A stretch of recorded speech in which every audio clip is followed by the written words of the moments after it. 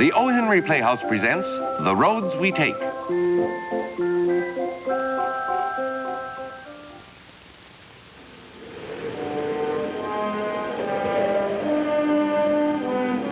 moment that possession became emblematic of power, mankind was gifted with a new vice.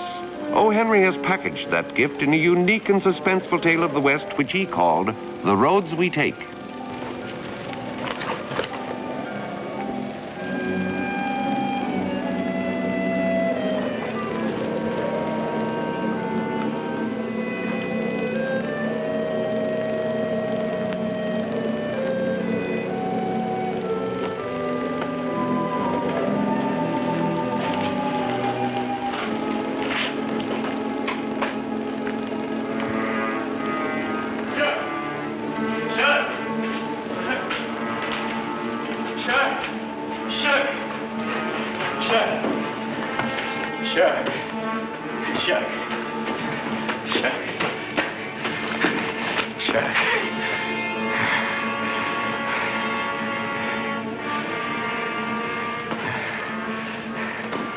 Where's your horse?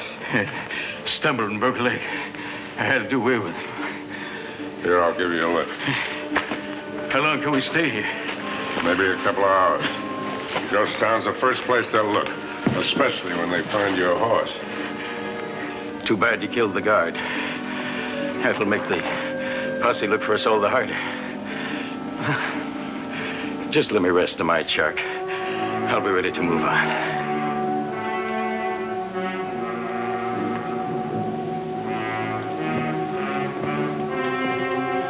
How much did we get?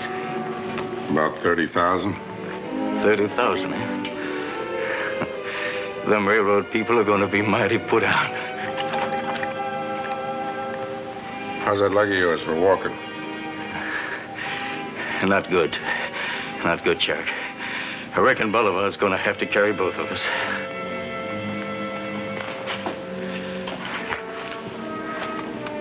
I sure wish you hadn't lost your horse, Bob. Bolivar is a pretty tired animal. He'll manage.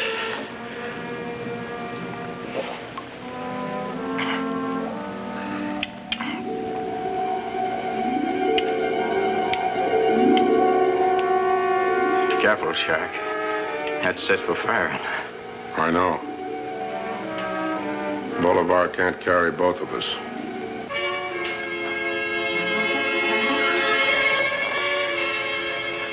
Don't, Shark. Don't do it. Please. Where do you want it, Bob?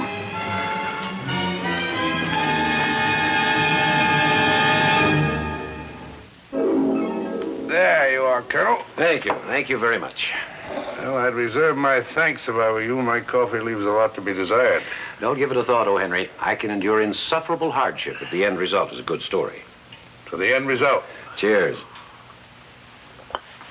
Hope I haven't discommoded you, Colonel, in asking you to drop by tonight. Not at all. This is a North Beat sort of tale I'm telling.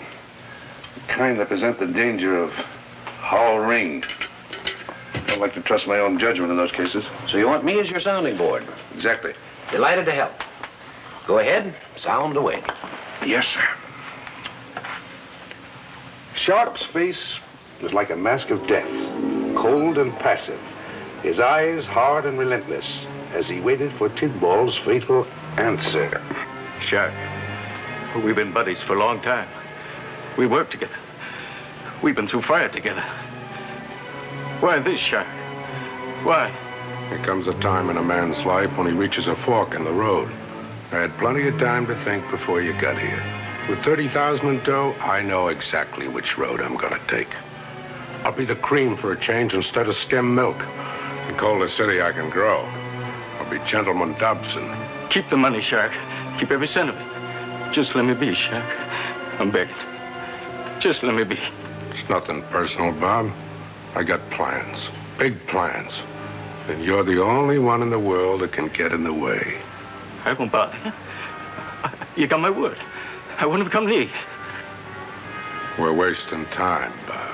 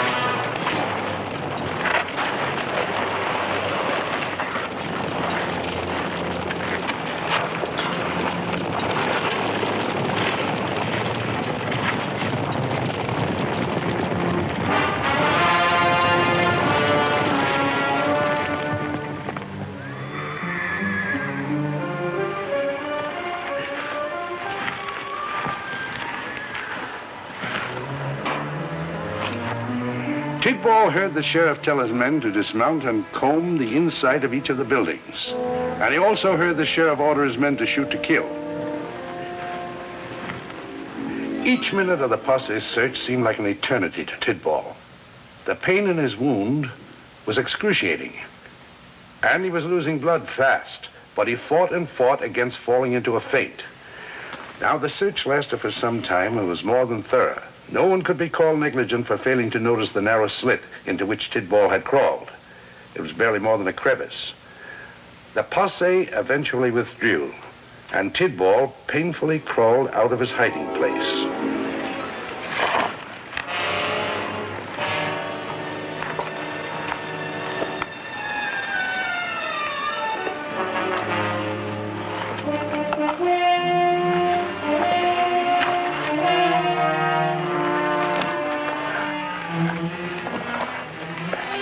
Tidball never knew the power of hate until he realized that only his hatred for Shark Dobson was giving him the will to stave off death.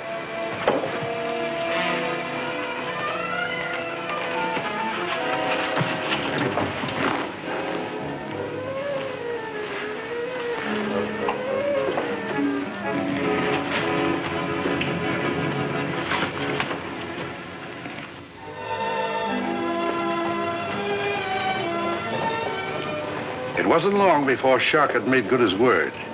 Culture City was a place where a lot less than $30,000 could turn skim milk into cream. Therefore, Shark was readily accorded all the respect that money could buy. Being a resourceful man, he saw that his money grew as rapidly as did his reputation of being a gentleman. The daughter of Culture's leading banker had also become an entry in the profit column of his ledger. Oh, Mr. Dobson, how do you do? Aren't we being a bit formal today? Oh, well, since you've chosen to be a stranger, I've no choice but to treat you as one, Mr. Dobson. I don't aim to ever be a stranger to you, Edna. In fact, my plans call for just the opposite. You have a very poor way of showing it, Shark. The demands of business can sometimes be pretty stubborn, Edna. Even to the point of offending a beautiful lady. I'm very proud of you, Shark.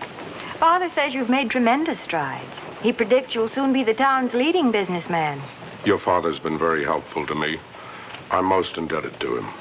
Well, then perhaps you can repay the debt by being a little more attentive to his daughter. I let you in on a deep, dark secret. She's spoiled rotten, and she thrives on attention. I'll keep that uppermost in my mind, especially at the dance tonight. Well, you do that, and I may take you off probation. Good day, Mr. Dobson. Good day, Miss Collins.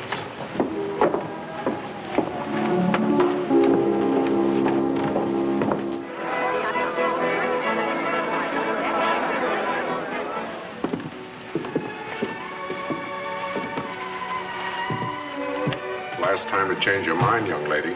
After we've taken another step, I refuse to go back for the carriage. That does it. We walk. You've been in Culture City, 6 months now, Shark. And during that time, we've seen each other practically every day. I know, and I like it. So do I. But sometimes I can't help wondering. About what? Oh, where you came from, what you did before, how you made your money. Oh, I've had a dozen wives spread around the country, and before I came here, I made my money robbing the poor. Oh, you're terrible. I agree, and so are you. Why of all times did you pick tonight to inquire into my past? Now, if you must really know, I'll tell you. No, I'm sorry. I was wrong. Tonight's been just wonderful, and it belongs to us. You must be reading my mind. Shark, somebody tried to kill us. Who'd want to do a thing like that? Can't imagine. You stay here. I'll take a look around.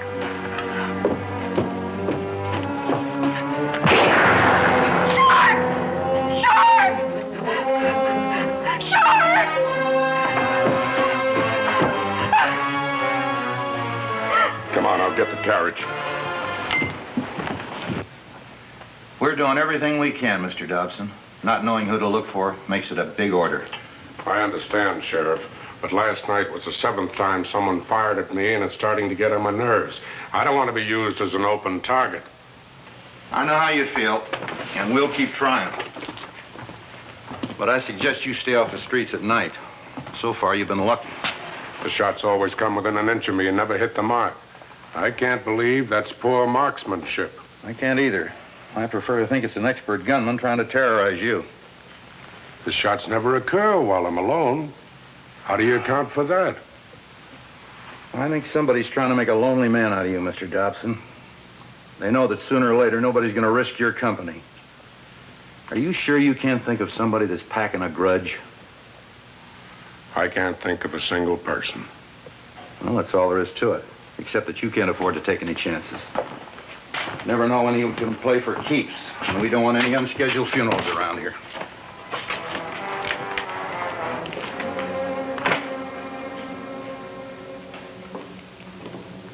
Several days had passed without incident, but it soon became apparent that the sheriff had called the turn. The people of Culver City accorded Shark the routine courtesies by day, but avoided him like the plague at night. The single exception was Edna, who, defying family protest, remained loyal to Shark. She even volunteered to bait the trap which Sheriff Meadows had set for tonight.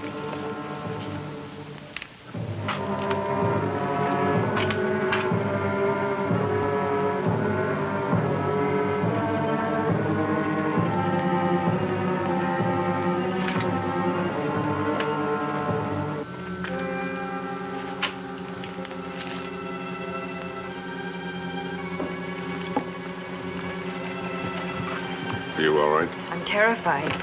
We must make this look more natural. I'm going to say something, then you start to laugh. All right.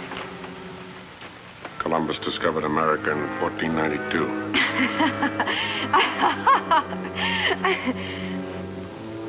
Now I'm going to take you in my arms and kiss you.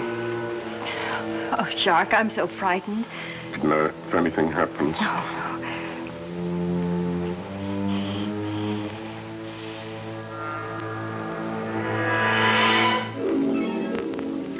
Now that I've got you at the point of a gun, Colonel, you can't very well refuse another cup of coffee.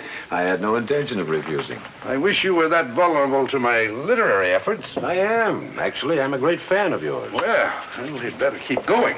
You know, I have a theory. In working with you, my dear Colonel, never quit while you're ahead. Now then, the ugly barrel of the rifle pointed with deadly accuracy squarely down at Shark and Edna on the opposite side of the street. Shark! Shark, you're hurt! Sheriff! Sheriff!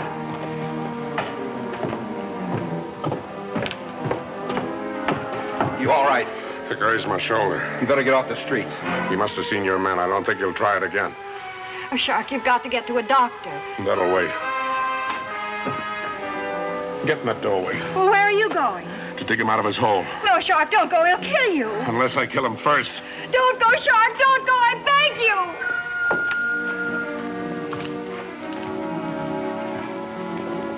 That shot had to come from up there. Did you see anybody? Not a soul. Maybe your men had some luck. My men are combing every conceivable hiding place. Mr. Dobson, you can't be of any more help here. Why don't you take Miss Collins home and get your shoulder taken care of? I'd like to get my hands on whoever it is. If he's loose, we'll get him. But it's my opinion that somebody in this town is keeping him under cover. Somebody that's not a stranger. And unless that's a mistake, he's getting down to brass tacks. You better keep under wraps for a while. I wouldn't give him that satisfaction. Well, that's up to you. It's your life. I'll let you know if we uncover anything.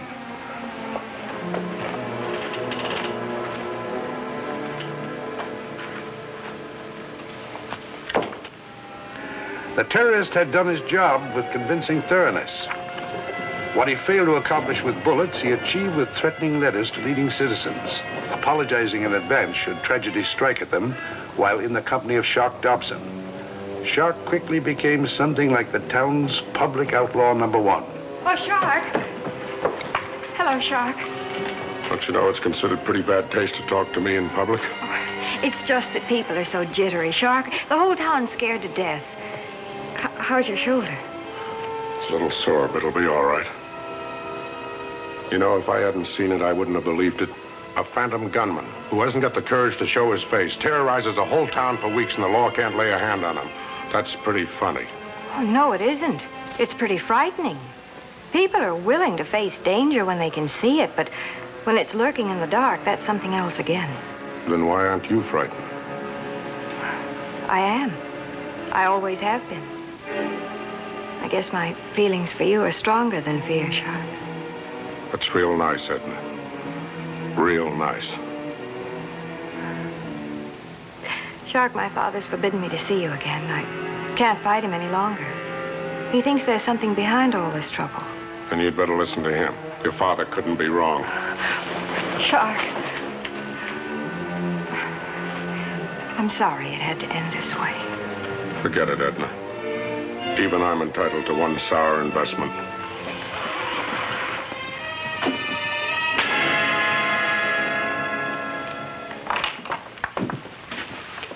I want to talk to you, Collins. Certainly. Help yourself to a chair. My visit isn't exactly social. I just left your daughter. She told me you don't want her to see me anymore. Is that right? That's correct. And you think she'll obey you? Edna's very fond of you, Shark. Perhaps even in love. But I think she'll obey me if you don't make it too difficult for her. And I'm very fond of her. Maybe even in love. Might make it difficult for me to stay away from her. That might cost Edna her life. If anything happens to her, Shark, I'll kill you. But perhaps that won't be necessary. The citizens of Coulter are of the mind, and I agree with them, that as long as you remain in town, this terrorizing is going to continue. Before long, somebody's going to be killed, perhaps a child. We're a peaceful community, Shark, and we intend to stay that way. Why tell me? Tell the sheriff. Why blame me because some lunatic keeps taking pot shots at me? I can't speak for anyone else, but this shooting, to my thinking, is not the work of a lunatic. It's the work of someone you must have hurt badly. That's only your opinion. That's what I said. But the townspeople have said more. They're giving you 3 days to liquidate your holdings. According to my figures, they're worth $100,000. Several of these gentlemen have agreed to pay you that amount. Who do you think you're dealing with? One of your spineless citizens? My answer is no. Shark, don't let the stylish clothes fool you. These men of Coulter, most of them are the same men that walked down our main street 10 years ago carrying guns. That was the night lawlessness in Coulter City ended and respectability was born. If you're going to force their hand, they're going to have to take off their frock coats again. They're giving you 3 days, Shark. I think that's more than fair.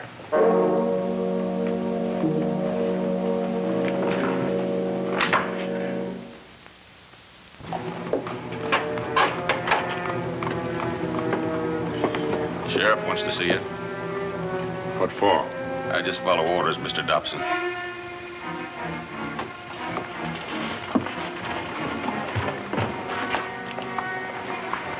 What's this all about? Hi, Mr. Dobson. Check the storage bins, deputy. Right. I've got a tenant that wants to see you. Friend of yours, follow me.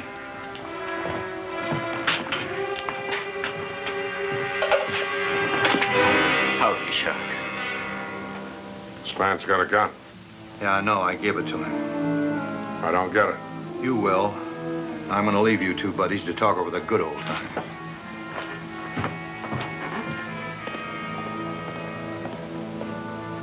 So this is where you're holding up. Pretty clever, especially when you get the sheriff on your team. Hold it, Shark. Don't get close to me. You always knew I wasn't much of a shot. If I didn't get me a sharp hand with a gun, the whole plan would have fallen through. What plan? All the time I was crawling through that stinking dirt. The only way I could keep from passing out was figuring how to take everything away from you. Same as you did for me. Only slower and more painful. And I just about done it. Didn't I, Shark? You ain't even skim milk anymore. How did you hook the sheriff? Cowhand that saved my life. Told me what a gunslinger Biff Matters used to be before he reformed into becoming a sheriff. I figure money is stronger than most reformmen. I was right. Where did you get your hands on enough money to bribe him? It's coming out of the $30,000 I'm going to get from you. You must be out of your mind. I wouldn't say that if I were you, Mr. Dobson, unless you want the price to go up. Are you stupid enough to think I'd hand over $30,000 just to put an end to these childish pot shots of yours? They won't be childish pot shots. The next one will go right through your heart. Don't bluff me, Sheriff. You wouldn't risk a murder rap just for a few dirty dollars. 15,000 takes it out of the dirty dollar class. You'd still be a fool. Hanging is pretty final, Sheriff. You ought to know that.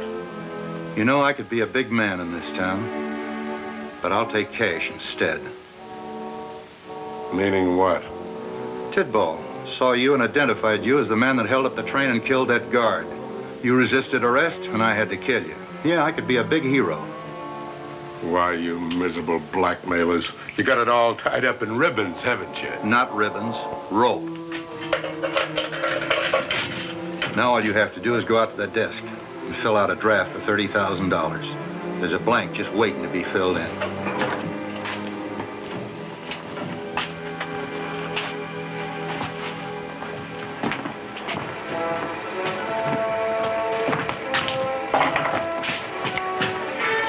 Sign that.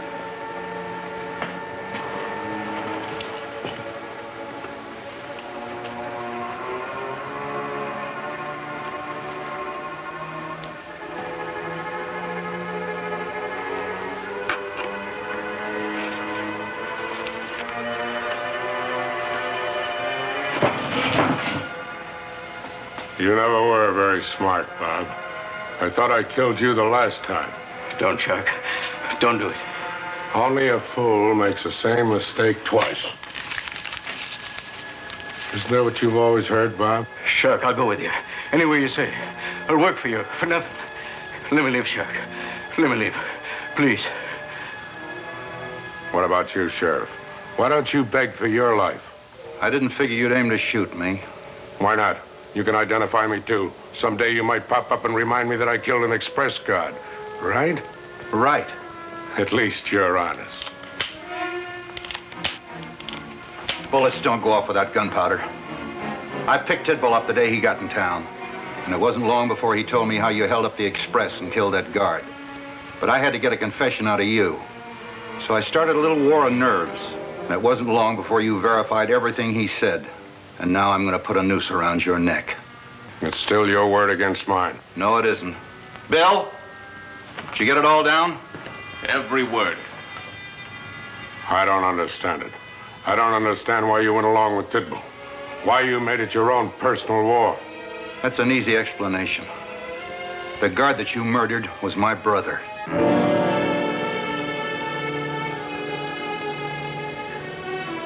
And you know something else? That day in the ghost town when you decided Bolivar couldn't carry double, if you decided the other way, I'd have never caught you.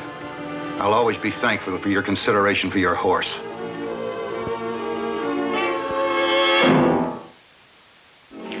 Wonder what a sheriff would have done if Shark Dobson had decided to leave town the night the first shot was fired at him. Arrested him then and there. Depend on the jury believing Tidball's story. Well, what finally did happen? Tidball was sentenced to life, and Shark was hanged. Now, Colonel, we come to our fork in the road. What's it going to be? Publication or the wastebasket? I wish all my decisions were as easy to make. We go to press first thing in the morning. You like it? Tremendously. Don't change a word. I promise. Well, I'd like to stay and visit, but it's after midnight. Gosh, I didn't realize it was so late. I'll walk home with you. Fine, but we won't have to walk. My Bolivar is pulling a carriage.